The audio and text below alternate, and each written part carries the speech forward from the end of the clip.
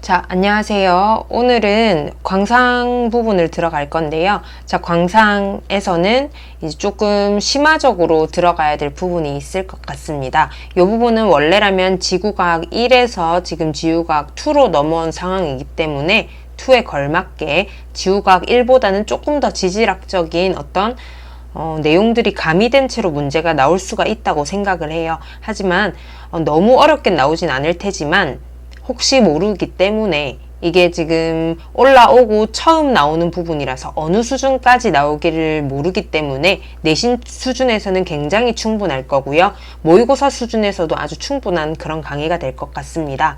자, 광상 부분은요. 광상은 일단은 통칭적으로 뭐라고 하냐면 가치가 있는 광물 혹은 가치가 있는 물질이라고도 얘기를 합니다. 가치가 있는 광물이 농집되어 있는 거를 광상이라고 얘기를 합니다. 그런데 이 광상이 가치만 있다고 해서 전부 다 광산이 되는 건 아니고요. 광상 같은 경우에 일정하게 경제적인 평가를 했을 때 채굴이 가능해서 경제적 이익을 볼 수 있겠다 해서 실제로 채굴이 되기 시작하면 그때를 이제 광산이라고 얘기를 합니다.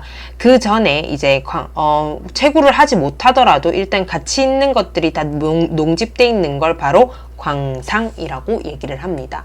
이 광상은 우리 지금 지구과학 2에서는 크게 화성광상과 화성광상, 그 다음에 퇴적광상, 그 다음에 변성광상으로 나누고 있습니다. 그래서 여기 생성되는 거에 따라서 화성, 퇴적, 변성으로 나누고 있는데요. 실질적으로 여러분들이 전공에 가서 광상학이라는 학문을 배우게 되면은 이런 식으로 배우지 않고요.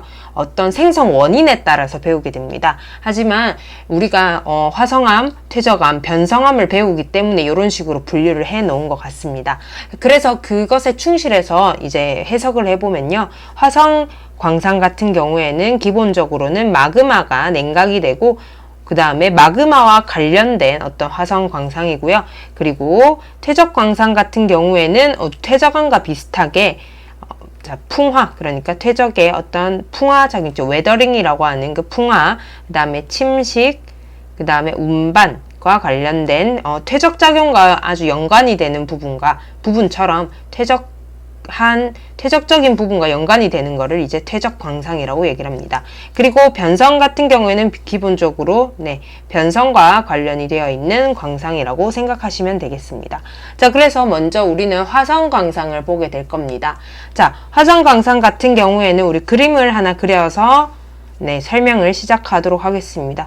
기본적으로 이렇게 지표가 있고요. 그 밑에 이제 마그마가 올라오기 시작을 하죠. 마그마가 분출되지는 않고요. 요 안에서 이제 냉각이 됩니다. 이때 냉각이 될 때 아주 초기에 고온의 마그마가 냉각이 될 때 이때 생성된 광상을 뭐라고 하냐면 정마그마 광상이라고 얘기를 합니다.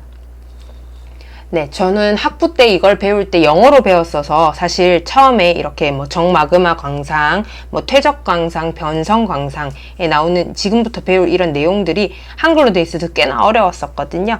자, 봅시다. 정마그마 광상 같은 경우에는 책에서는 아마 고온의 마그마라고 돼 있을 거지만 정마그마 광상은 보통 초염기성 마그마를 뜻합니다. 초염기성 마그마를 뜻하고요. 그래서 초염기성보다 조금 더 SiO2 함량이 높은 우리 현무암질 마그마나 현무암질, 그 다음에 안산암질 같은 경우에는 화강암질은 포함이 되지 않고요. 현무암질, 그 다음에 안산암질 이 마그마는 광상을 만들지 못합니다. 이 부분은 지구과학 1에서는 안 다뤘던 내용인데 2로 올라왔기 때문에 혹시 몰라서 알려드리는 겁니다. 그래서 정마그마 광상은 이제 현무암질 마그마, 그러니까 염기성 마그마보다 훨씬 더 SiO2 함량이 낮은 초염기성 마그마에서 보통 생성이 되고요. 대표적인 예시는 여러분들 가장 비싼 보석 있죠? 다이아몬드. 다이아몬드가 정마그마 광상에서 보통 산출이 되고요. 그 다음에 크롬도 있고 니켈도 있습니다. 여기 광상에서 나오는 예시들 있죠? 광상에서 나오는 예시들 같은 경우에는 제가 일일이 다 짚어주진 않을 거고요. 대표적으로 중요한 것들만 짚어줄 텐데 책에서나 이럴 때 보면은 이 광상마다 겹쳐지는 원소들이 있습니다.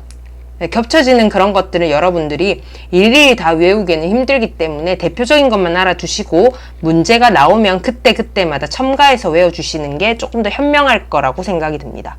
네, 일단 여기서 이제 정마그마 광성이었고요. 그 다음에 이제 마그마에서 보면은 이렇게 이쁘게 마그마가 이렇게 생성되는 경우도 있지만 이제 중간중간에 틈을 통해서 이렇게 파쇄해서 뚫고 나오는 경우들이 있습니다. 자, 제가 임의로 그려서 두 번째라고 얘기를 할게요. 두 번째는 뭐냐면 바로 페그마타이트 광상입니다. 페그마타이트 광상인데요. 이때 보면은 페그마타이트라는 게 새롭게 배우는 듣는 그런 용어일 겁니다. 페그마타이트는 실제로 있는 용어고요. 어떤 거를 페그마타이트라고 얘기를 하냐면 결정이 3cm보다 큰 결정을 가진 그런 암석을 페그마타이트라고 얘기를 합니다. 그리고 이때 페그마타이트의 색깔 같은 경우에는 굉장히 유색 광물이 적은 흰 색깔에 가깝거든요. 네, 보통 화강암과 연관이 되어 있습니다. 그거를 페그마타이트라고 얘기를 합니다. 그런데 이 페그마타이트들 중에서도 네, 가치 있는 광물이 농집된 거를 페그마타이트 광상이라고 얘기를 합니다. 자, 화강암과 연관이 돼 있고 그 다음에 크게 결정이 이렇게 만들어지고 그 다음에 가치 있는 것들이 모이게 되려고 하면요, 일단은 냉각에 말기여야 됩니다. 네, 냉각 말기여야 되고 그 다음에 주변 암석을 관입을 해야 되죠. 주변 암석을 관입을 하고요. 왜 주변 암석을 관입을 해야 된다라고 얘기를 하냐면, 우리 보헤네 반응 계열, 제 설명을 같이 들어왔으면 보헤네 반응 계열을 배웠을 텐데요. 보헤네 반응 계열에서 보면은 마그마에서 결정이 이렇게 뭐 감람석이 네, 정출이 되고 그 다음에 이 결정과 나머지 용액이 결합돼서 휘석이 되고 그 휘석이 나머지 용액과 결합돼서 각섬석이 되고 그렇게 되죠.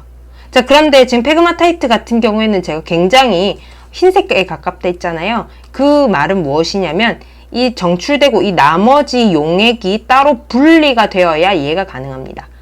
그래서 원래 이 본 마그마에서 따로 분리가 되어야 됩니다. 분리가 되어야 되기 때문에 그래서 주변의 암석을 관입을 해야 된다라고 얘기할 수가 있습니다. 분리를 위해서 그런 거죠. 네. 자, 그래서 원래 그 냉각된 이 어떻게 보면은 고온의 그 광물들을 빼고 이 나머지가 다른 데로 가서, 그러니까 상대적으로 SiO2 함량이 높은 거겠죠. 이 높은 것들이 다른 데로 가서 네, 굳게 되는 거죠. 네, 그게 페그마타이트 광상이고요. 그렇기 때문에 일단은 네, 화강암과 연관이 돼 있고 냉각 말기이기 때문에 희유 원소가 굉장히 많습니다. 이때 희유 원소라고 하면요, 우리나라 말이 굉장히 어려워요. 영어로 말하면은 네, 레어 엘레멘트입니다. 그러니까 희귀한 원소들이에요. 근데 이 희유 원소 안에 뭐가 들어가 있냐면, 이게 포함된다라는 뜻이죠, 집합에서. 네, 보면은 뭐가 들어가 있냐면 히토류 원소가 들어가 있습니다. 이때 히토류 원소는요, 레어 엘레멘트가 아니라 레어 얼스 엘레멘트거든요. 네, 희유 원소 안에 히토류 원소가 들어가 있고요. 이 페그마타이트에서 보통 희유 원소들이 굉장히 많이 나옵니다. 자, 그래서 그 예시들을 보면요, 일단은 제가 화강암과 연관이 돼 있다 했었죠. 그래서 석영, 그 다음에 운모광상이 나오고요. 그리고 히토류 광상이라든지 희유 원소 광상이 나옵니다. 그리고 페그마타이트는 보석과도 연관이 되어 있습니다. 그래서 보석 광상들도 보통 나온다 하면은 네, 페그마타이트 광상이 되는 거죠. 네, 좋습니다. 그러면 세 번째 한번 들어가 볼까요? 세 번째는 자, 뭐냐면 요거 이 페그마타이트랑 또 관련이 되어 보이는 걸 수도 있어요. 이 옆불떼기에 하나 여러분들이 살짝 그려주셔서요, 3번 해서 기성광상이라고 적어주세요. 네, 기성광상. 이 기성광상은 뭐냐면요, 자, 기체로 형성된 광상이라고 생각하시면 돼요. 이때 기체는요, 네, 다시 말해서 수증기랑 그 다음에 네, 휘발성 물질입니다. 휘발 성분을 다 포함을 한 거고요. 이때 정출이 되다 보면은 결국에 차곡차곡 결정들이 생길 거잖아요. 그럼 나머지 빈 공간이 있겠죠. 이 빈 공간에 수증기랑 휘발 성분이 들어가기가 굉장히 어렵습니다. 그래서 이 공간이 부족하면서 공간이 부족하니까 어떻게 돼야 돼요? 찌그러져 있지 않고 얘네가 주위 암석을 뚫어버립니다. 주위 암석을 뚫으면서 형성되는 광상이죠. 주위 암석을 뚫으면요, 뚫는다고 되는 게 아니라 이때 주위 암석을 뚫어서 암석을 녹입니다. 암석을 녹이고요. 그 다음에 침전까지 시킵니다. 이때 암석을 녹이고 침전이 되면서 형성되는 가치 있는 광물이 농집된 광상이거든요. 이때 대표적인 예시는 뭐 텅스텐이 있고 망가니즈도 있습니다. 이때 망가니즈 같은 경우에는 이 마그마 광상에서도 나오지만 다른 데서도 나옵니다. 퇴적 광상에서도 나오거든요. 네, 한번 가볼게요. 자, 기성광상까지 했으면요, 이제 네 번째입니다. 네 번째는 요렇게 빼서 여러분들이 4번 해서 뭐라고 해주시냐면 마그마 열수광상이라고 해주시면 됩니다. 하지만 책이나 다른 문제집에서 보면요, 마그마라는 단어가 빠져 있을 겁니다. 제가 이걸 좀 더 설명을 해드리려고 얘기를 하는데요, 다른 책에서나 혹은 수능 특강에서 보면은 해저 열수광상이란 게 나옵니다. 자, 우리 그래서 지금 열수광상에 대해서 한번 보고 가볼게요. 네, 열수광상에 대해서 얘기를 해봅시다. 자, 열수광상은요, 영어로는 하이드로 서머 ORE 디포짓이거든요. 네, 이거 보면은 서머가 열이죠. 네, 물과 관련된 열입니다. 그래서 열수광상이에요. 이때 보면은, 이때 열수라고 하면요, 여러분들 뜨거운 물입니다. 여기서도 말했듯이 열과 관련된 물이에요. 그래서 고온의 유체에 의해 형성된 광상을 모두 다 열수광상이라고 얘기하거든요. 그런데 지금 우리는 마그마에서의 열수를 얘기를 하죠. 사실 이 열수의 기원이 5가지가 있습니다. 그거 살짝 지금 볼 건데요. 그래서 지금 마그마랑 관련된 거기 때문에 마그마 열수 광상이란 말이 조금 더 정확합니다. 조금 더 볼게요. 자, 이때 열수를 하이드로설마 플루이즈라고 얘기를 해서 영어 써서 죄송한데요, 조금 더 정확한 설명을 위해서 적는다 보시면 됩니다. 자, 이거를 영어로 그냥 설명을 하자면 핫, 네, 아쿠어스거든요. 아쿠어스 솔루션입니다. 자, 다른 말로, 자, 이것만큼 더 정확하게 표현할 수 있는 단어가 없어요. 뜨거운 액체상의 어떤 물상에 용해된 거죠. 그러니까 뜨거운 물이라고 얘기를 하시면 돼요. 근데 이때 뜨거운 물이라고 하긴 조금 더 민망한 게 뭐냐면 얘는 염분이 있습니다. 자, 일단 온도로 볼게요. 이때 유체라고 열수라고 얘기를 하면요, 50에서 650도 사이의 물을 얘기를 하고요. 이때 이거는 순수한 증류수라기보다는 염분이 있는 물입니다. 염분도 꽤 있거든요. 염분이 있습니다. 이때 염분이 있고 50에서 650 사이에 그런 뜨거운 물, 그러니까 고온의 유체를 열수라고 얘기를 하는데, 이때 열수에 의한 열수 광상 같은 경우에는, 자, 봅시다. 자, 다양한 물질을 운반할 수가 있습니다. 다양한 물질을 일단 운반이 가능해야 됐죠. 네, 물질을 운반하고요. 이때 운반만 하는 게 아니라 얘를 퇴적까지 시켜야 됩니다. 그러니까 이 물질을 운반해가지고 모아서 퇴적을 시킬 수가 있는데, 이때 보통 열수에 의해서 생기는 광산 같은 경우에는 전부 옥사이드랑 설파이드가 많습니다. 그래서 보면은 산소와 관련된 것과 혹은 네, 이 황과 관련된 것들이 많죠. 자, 근데 그러면 이 물이, 고온의 물이 얼마만큼의 그런 효율을 가지느냐라고 여러분들이 의문을 가질 수가 있는데, 보통 녹은 거를 보통 멜트라고 얘기를 하거든요. 이때 이 녹은 거에서 중량의 3%만 물이 있어도 만약에 화강암 있죠? 네, 화강암에서 화강암 내에 있는 95%의 구리를 끌어모을 수가 있습니다. 그래서 화강암에 만약에 3%의 질량의 3%에 달하는 물만 있다 하더라도 화강암의 95%의 구리를 끌어모을 수가 있다는 거죠. 그래서 이 열수광산 같은 경우에 나오는 형태를 보면은 화강암이 이렇게 있으면요, 요 사이에 이런 식으로 구리가 농집되어 있는 형태들을 굉장히 많이 볼 수가 있습니다. 우리나라에서는 딱히 예시들이 많이 없는 것 같아요. 자, 한번 볼게요. 열수 광산. 그러면은 이때 열수. 우리 지금 마그마 열수에서 왔었는데요. 이 열수의 그 뜨거운 물의 기원을 잠깐 볼게요. 자, 첫 번째가 뭐냐면 바로 뜨거운 물의 기원이 바로 해수입니다. 해수.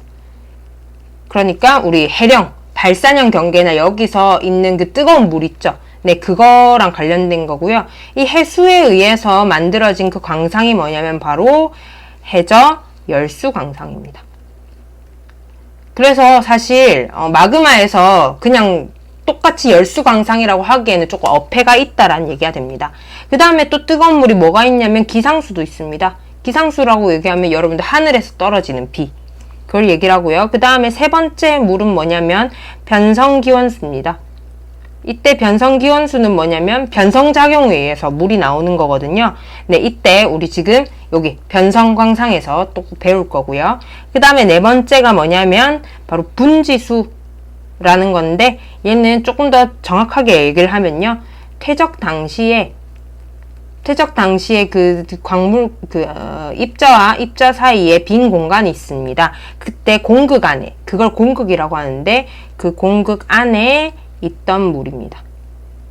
그 물에 의해서도 광상이 만들어지고요. 그 다음에 다섯 번째가 바로 마그마수입니다. 마그마에 의해서 만들어진 열수. 네, 그래서 바로 이 마그마수가 아까 뭐다? 네, 마그마 열수 광상이랑 여러분들이 이어주시면 되겠습니다. 자, 그럼 마그마 열수 광상 조금 더 볼게요. 자, 마그마 열수 광상입니다. 얘는 일단 마그마가 원인이죠. 마그마가 원인이고요. 그 다음에 우리 계속 페그마타이트랑도 연관이 되는 부분인데요. 이때 화강암질, 그라니틱한, 그러니까 화강암질 마그마가 물이 많습니다. 왜 그럴까요? 우리 규산형 광물에서도 얘기했다시피 각섬석부터 물이 포함이 됐었죠. 하지만 화강암 같은 경우에는 각섬석이나 흑운모 이런 애들이 많죠. 석영 이런 애들이. 네, 그래서 그라니틱한 마그마가, 그러니까 화강암질 마그마가 물이 많고요. 그 다음에 얘도 마찬가지, 페그마타이트처럼 마찬가지로 얘도 주변을 파쇄합니다. 주변을 파쇄하거나 혹은 이미 만들어진 틈을 따라서, 이미 만들어진 틈이 있으면 주변의 틈을 따라서 뜨거운 물이 들어가는데요. 이때 주변의 틈이라고 하면 보통 단층이 있을 수 있고 그 다음에 전리도 있을 수 있습니다. 네, 그런 어떤 모든 틈을 따라서 이동을 하고요. 따라 이동을 하고, 그 다음에 예시가 중요하겠죠? 여기에 구리. 아까 제가 구리를 예시로 들었었죠? 마그마 열수 광산 같은 경우에는 구리가 많고요. 그 다음에 납과 아연도 있습니다. 네, 여기 요렇게 있는데요. 지금 시간을 보니까 네, 마그마 광상만 해도 벌써 17분이 다 돼가네요. 네, 그래서 오늘 이번 강의는요, 화성, 그러니까 화성 광상까지 하고 다음 시간에 퇴적 광상과 변성 광상까지 함께 하도록 하겠습니다. 수고하셨습니다.